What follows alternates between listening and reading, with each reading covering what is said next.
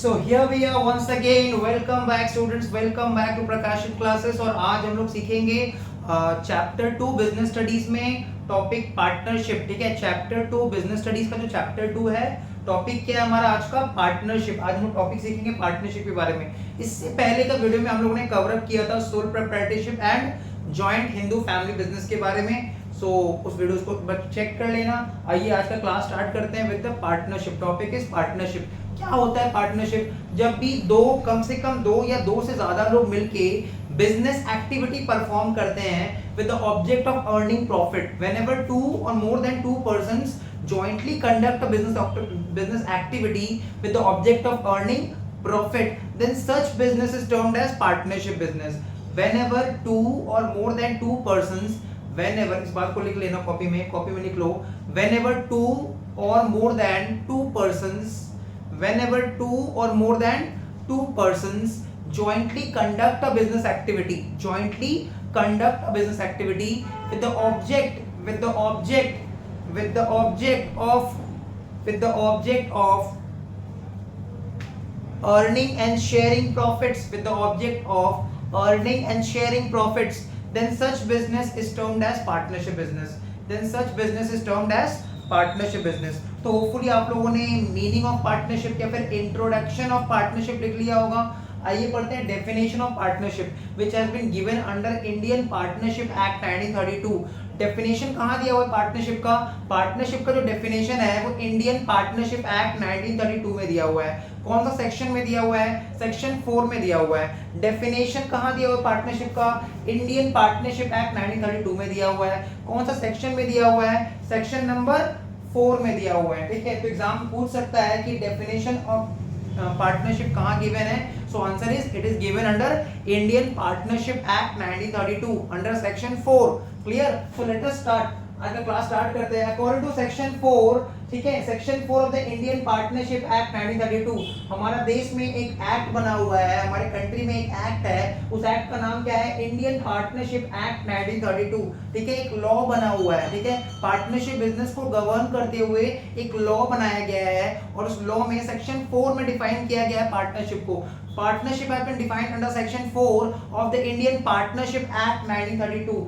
Section number क्या होता है? लॉ एक बहुत बड़ा सब्जेक्ट है. ठीक है, जैसे आप मान लो आपका बहुत सारा सब्जेक्ट्स है, तो बहुत सारे सब्जेक्ट्स में कुछ चैप्टर्स में डिवाइड किया गया है. सब्जेक्ट को, पूरा सब्जेक्ट को छोटे छोटे चैप्टर्स में डिवाइड कर दिया गया है. वैसे ही जब कोई लॉ बनता है ना, तो उस लॉ को हम लोग पार्ट बाय पार्ट सेक्शंस में डिवाइड कर देते हैं. ठीक है, ताकि हम लोग अलग अलग सेक्शन को अलग अलग तरह से उसको पढ़ सके, उसको इंटरप्रेट कर सके, उसका मीनिंग को समझ सके. इंटरप्रिटेशन का मतलब होता है मीनिंग को समझना. So according to section 4 of the Indian Partnership Act 1932, partnership is the relation between person. तो क्या है partnership? क्या है? It is a relation. ठीक है, partnership is a relation between persons who have agreed to share. देखो, एक agreed to share मतलब एक agreement बना होगा. ठीक है, अग्रीमेंट बना होगा.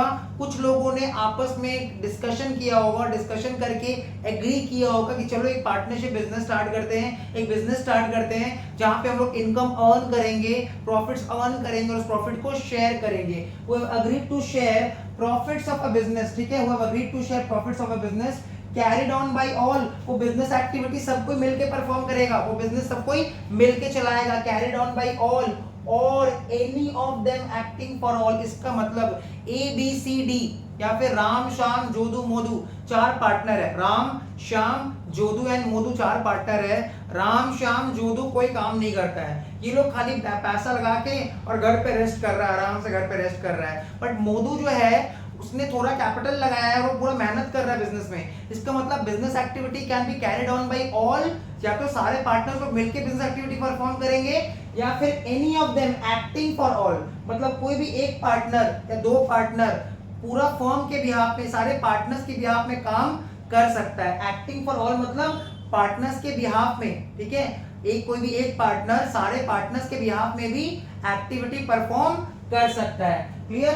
सो according to section 4 of the Indian partnership act 1932, section 4 of the Indian partnership act 1932 क्या बताता है? Partnership is the relation between two persons. ठीक है, partnership is the relation between persons who have agreed to share, जिन्होंने agree किया है कि वो लोग प्रॉफिट को शेयरिंग करेंगे. Who have agreed to share profits of a business carried on by all, ठीक है, such business which will be carried on by all or any of them acting for all. Now features of partnership में आते हैं. सबसे पहला point होता है formation. ये पार्टनरशिप बिजनेस स्टार्ट कैसे करेंगे?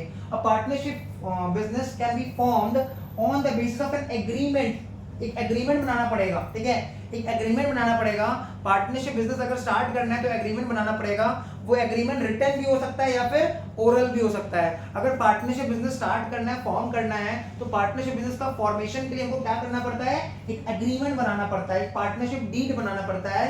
वो ओरल भी हो सकता है या फिर रिटन भी हो सकता है. मतलब रिटन इन नेचर हो सकता है या फिर आपस में बातचीत कर लिया, ओरली भी वो हो सकता है, ठीक है. सो partnership form can be formed on the basis of agreement between the partners. Liability का अगर बात करते हैं, ऑल द पार्टनर्स, सारा पार्टनर्स का लायबिलिटी अनलिमिटेड है, ठीक है.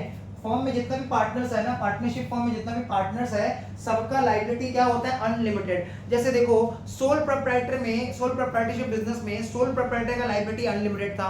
हिंदू अनडिवाइडेड फैमिली बिजनेस में head of the family, eldest member of the family, कर्ता का लायबिलिटी अनलिमिटेड था. But the members of the HUF that is copartners का लायबिलिटी लिमिटेड था, ठीक है.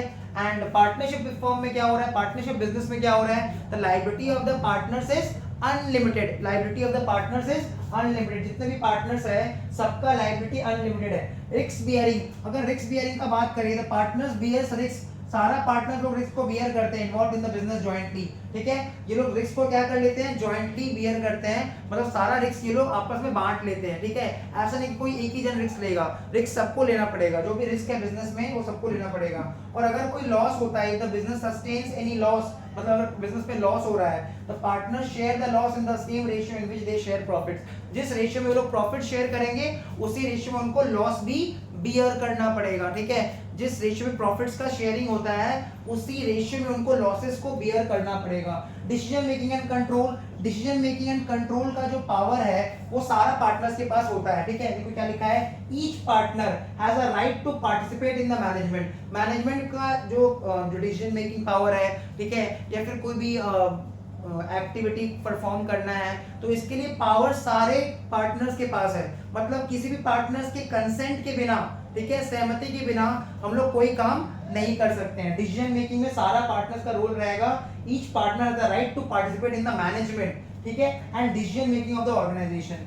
कंटिन्यूटी की अगर बात करें, ठीक है, existence of the partnership form is affected. मतलब अगर पार्टनरशिप फॉर्म में किसी पार्टनर का या सारा पार्टनर्स का डेथ हो जाता है, रिटायरमेंट हो जाता है, ल्यूनेसी, ठीक है, मैडनेस मतलब पागल हो गए, पार्टनर्स लोग पागल हो गए, ठीक है, और इंसॉल्वेंसी मतलब उनका सब कुछ लूट गया है, ठीक है, उनके पास कुछ भी रुपया पैसा नहीं बचा हुआ है, वो बैंकरप्ट हो गए. इंसॉल्वेंसी को बैंकरप्ट भी बोलते हैं, ठीक है. बैंकरप्सी या फिर insolvency of any of its partner, it suffers from the lack of continuity. इसका मतलब मान लो 4 पार्टनर थे बिजनेस में, A B C D, चारों का अगर एक साथ डेथ हो जाता है तो बिजनेस का कंटिन्यूटी अफेक्ट हो जाएगा.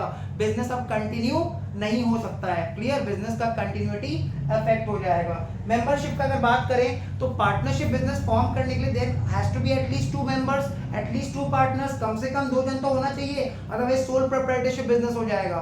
तो कम से कम 2 पार्टनर तो होना ही चाहिए. तो क्या लिखा हुआ मेंबरशिप में? There has to be at least 2 persons, ठीक है, to form a partnership form, ठीक है. पार्टनरशिप फॉर्म करना है तो कम से कम 2 पर्सन होना चाहिए.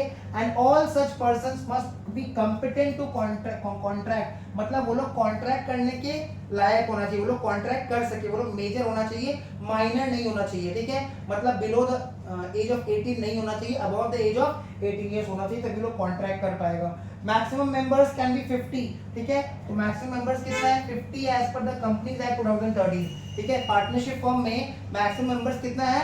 50 है. मिनिमम मेंबर्स कितना है? 2 है, ठीक है. म्यूचुअल एजेंसी, लास्ट पॉइंट, आज का लास्ट टॉपिक. म्यूचुअल एजेंसी का मतलब क्या होता है? There must exist mutual agency among the partners. Mutual agency का मतलब होता है, mutual agency relationship means that each partner is both the agent and principal. Her partner दूसरे पार्टनर के लिए एजेंट भी है और प्रिंसिपल भी है, ठीक है. एजेंट और प्रिंसिपल का मतलब क्या होता है? प्रिंसिपल हो गया सुपीरियर पावर, जिसके पास ज्यादा पावर्स है और उसके अंदर जो काम कर रहा है वो उसका एजेंट कहलाता है. तो हर पार्टनर एक दूसरे के लिए एजेंट भी है और प्रिंसिपल भी है, इसी को बोलते हैं mutual agency. So this was all about today, features of partnership and the definition of partnership as well as पहले हमने आपको डिक्टेट करके लिखवाया है meaning of partnership. So this was all covered in this video. Hopefully video like कर देना, पसंद आया हो तो लाइक कर देना, ठीक है, और कमेंट करके बताना कि अगर कोई डाउट रह गया हो तो। और ऐसे हम लोग वीडियोस अपलोड करते रहेंगे। चैनल पे नए हो तो चैनल को सब्सक्राइब कर देना। मिलते हैं नेक्स्ट वीडियो में, टिल देन बाय बाय।